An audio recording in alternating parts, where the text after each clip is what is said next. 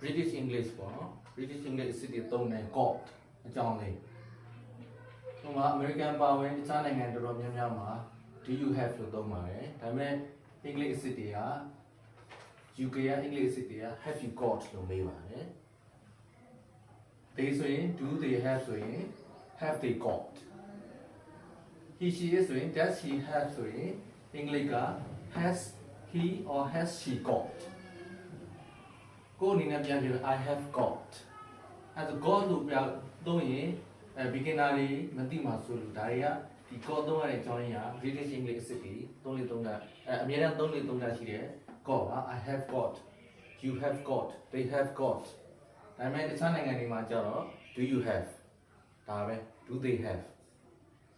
he she အကြရင် does she have does he have